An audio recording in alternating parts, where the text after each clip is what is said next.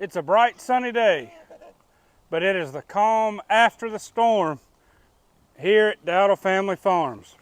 We had thunderstorms and tornadoes in our area last night. I don't think we had any at our farm, but we certainly had a lot of wind and rain, and I'm here to check out the fences. I just finished loading pigs. We're selling about 30 pigs this morning. Right now I'm waiting on them to come pick them up, and I'm just walking around looking to see what kind of damage we had from the weather. We've got about 50 pigs ranging in 40 pounds to 125 pounds in this wooded paddock. This is a 9.5 to 10 acre hardwood paddock. It's the lowest lying land around. This paddock is divided into 4 different paddocks. This one's about an acre or so. It's the highest elevation, and of course I've had dropped off leaves and hay and all for bedding for the pigs around here. It's dry, but as you look out this direction toward the east and a little bit south, you can see that it is starting to get flooded, and I'm pretty positive our fences are covered in water on the south end of it. The next paddock does have a good bit of water standing in it. I've seen the pigs rooting around on it. Actually,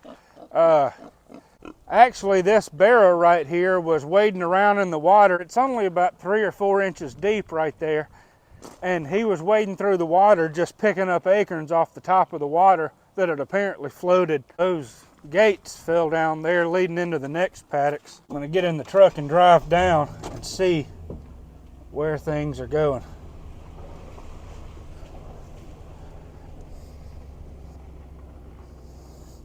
I don't know if you can tell, but when you look further out there, it's covered in water. That water will be gone, that water should be gone within 24 hours or so. But you can tell that for the most part, this hardwood lot is flooded. The pigs can still walk around. They're not going to drown, but it's not the spot where they need to be staying for the long term. That group of pigs, I don't know if you can tell, but there's a little mound of dirt where they cleared some land 8 or 10 years ago. They piled up a bunch of stumps and logs. They were going to burn it and never did. And that pile of pigs right there is up on top of that pile of stumps and stuff. They're rooting around trying to get some food while also staying dry. You can see that the water's not real deep here.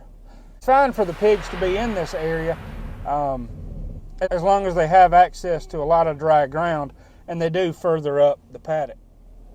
However, as you begin looking toward the road down there toward the south, it looks like a pond, but it is nothing more than water, and the water there, I'm betting, is close to 1.5 to 2 feet deep. I'll see in a minute.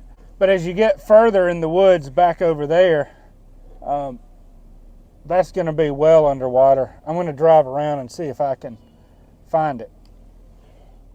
This is a 3-wire electric fence, the top wire for cattle, the bottom 2 wires for pigs. That bottom wire is about 9 inches above ground, and you can see that the bottom wire just disappears into the water.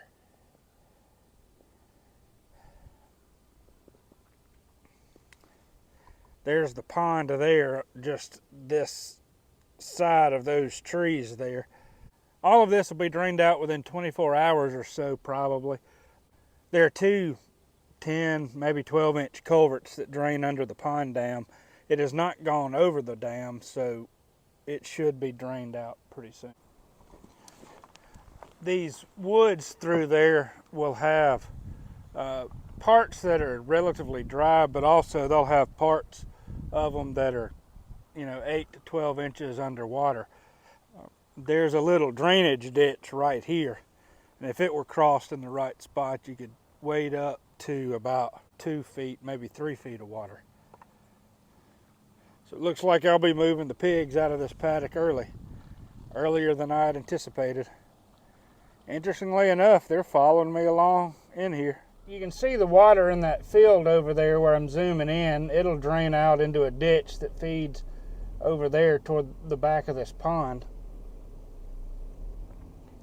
The water's not running over this pond bank, so really the water's probably only a foot or so deep. I'd be willing to bet that this land will be drained, maybe by the end of the day, but certainly sometime tomorrow the water level will be down enough so that it's not shorting out the electric fence anymore.